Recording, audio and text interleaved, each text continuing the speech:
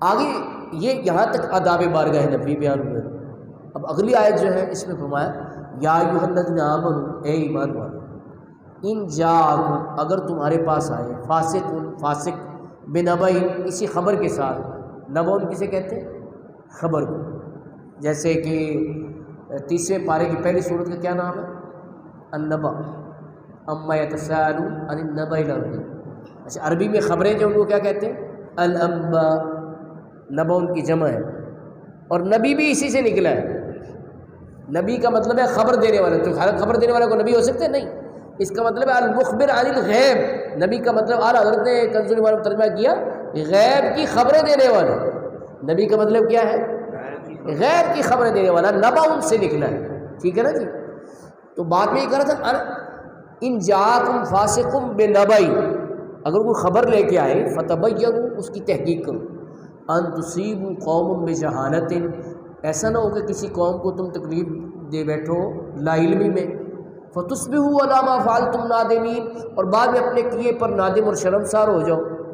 اچھا، اس آیت کو بھی شان نزول کی روشنی میں سمجھیں. اس کا سبب النزول یہ ہے کہ ولید رضی اللہ عنہ صحابی رسول تھے، ان کو بنی مستلق سے زکوٰۃ وصول کرنے کے لیے سرکار نے بھیجا.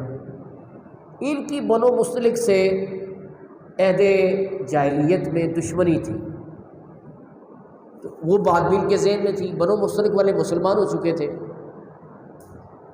اب یہ گئے تو وہ آئے کہ یہ رسول اللہ صلی اللہ علیہ وسلم کے بھیجے ہوئے تشریف لائے ہیں، وہ ریسیو کرنے کے لیے اکٹھے ہو کے نا استقبال کرنے کے لیے آگے بڑھے. آبادی سے باہر نکل کے ان کو ریسیو کرنے آ رہے ہیں کہ رسول اللہ صلی اللہ علیہ وسلم کے قاصد آئے ہیں. ان کے ذہن میں وہ پرانی بات، انہوں نے سمجھا یہ مجھے مارنے آئے ہیں اکٹھے ہو کے سارے.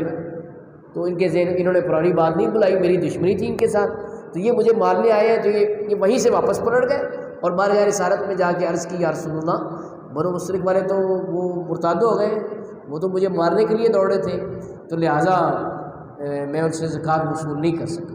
رسول پاک نے فرمایا یہ کیسے ہو سکتا ہے، وہ تو مسلمان ہے.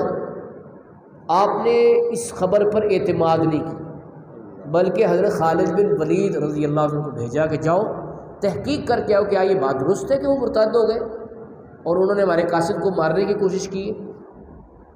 وہ گئے تو انہوں نے پہلی جو آواز ان کے کان میں پڑی وہ اذان کی آواز تھی. ایسے وقت میں گئے جب اذان ہو رہی تھی تو آپ نے فرمایا تو اذان ہو رہی ہے. پھر نماز بھی پڑھی، پھر ان سے پوچھا بھی کیا سبب ہے، ہمیں تو یہ خبر ملی کہ آپ مرتد ہو گئے اور رسول اللہ کے قاصد کو آپ نے مارنے کے لیے آگے بڑھے. وہ کہا نہیں جناب، ہم تو خوش ہو رہے تھے کہ رسول اللہ کے قاصد آئے ہیں، ہم ریسیو کرنے کے لیے سارے اکٹھے ہو کے باہر نکل رہے تھے، تو وہ وہیں سے واپس پلٹ گئے، انہوں نے ہم سے ملے ہی کوئی نہیں. تو اس وجہ سے انہوں نے سمجھا ہم مارنے جا رہے ہیں، لیکن ہم تو ان کا استقبال کرنے کے لیے جا رہے تھے. تب یہ تحقیق ہوئی تو اس سے ایک مطلق بات سمجھا دی گئی کہ ایسے مسلمان جو ہے وہ بڑا رسپانسیبل ہوتا ہے.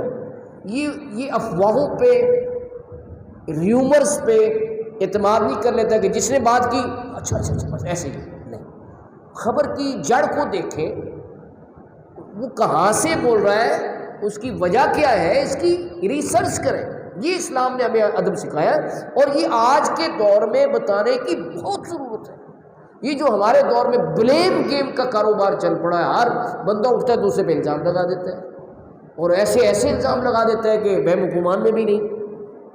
تو اسلام نے اس کی بڑی روک تھام کی ہے. اور میں یہ اکثر کہا کرتا ہوں کہ یہ جو آیت پاک ہے سورۃ الحجرات کی، یہ کم از کم جو ہمارے جرنلسٹ ہیں، جو صحافی ہیں، اخبار نویس ہیں، ان کو سب سے پہلے یاد کرا دینی چاہیے. وہ اس کو یاد کرو کہ تم نے خبر فائل کرنی ہے تو خبر ایسے نہیں کہ لی اور آگے فائل کر دی، نہ، یہ رسپانسیبل بندے کا کام نہیں ہے. یہ ذمہ دار بندہ ایسا نہیں کر سکتا. اور اسلام نے اس پر سزا بھی رکھی ہے، یہ بھی آپ کے علم میں ہونا چاہیے. سورۃ النور میں، یہاں پہ نہیں، سورۃ النور میں ہے، جو کسی پہ الزام لگا اور اس کو ثابت نہ کر سکے گواہوں کے ذریعے سے، گواہ پیش نہ کر سکے، تو اس کے لیے 80 کوڑے مقرر ہیں سزا کے. اس کو 80 کوڑے مارے جائیں گے. کیوں کسی کی عزت کے درپے ہوئے، کیوں کسی کے بارے میں بات بنائی تم نے، ٹھیک ہے نا. تو یہ جو آیت مبارکہ ہے، یہ آپ کوشش کریں کہ اس کو پھیلائیں. اس میں ہمارے آج جو یہ بلیم گیم کا کاروبار ہے کہ سیاستدان ہے تو وہ لگے ہوئے ہیں، ٹھیک ہے نا. اس طرح ہر شعبے میں آپ جس ڈپارٹمنٹ میں چلے جائیں، آفس میں چلے جائیں، سرکاری دفاتر میں چلے جائیں، لیگ پولنگ ہو رہی ہے. کسی کی عزت ہضم نہیں ہو رہی، اس کے خلاف افواہیں گھڑی جا رہی ہیں، من گھڑت باتیں پھیلائی جا رہی ہیں، تو اس کا حل اس میں ہے کہ ایمان والو، اچھا ہم حل کیسے کریں؟ ایک بندے نے بات گھڑ لی ہے، ہم حل اس طرح کیسے اس پہ اعتماد نہ کریں، اس کو ڈسکریج کر دیں، کیونکہ یہ تو ہو ہی نہیں سکتا، یہ تم کیا بات کر رہے ہو، اس کی کیا دلیل ہے تمہارے پاس؟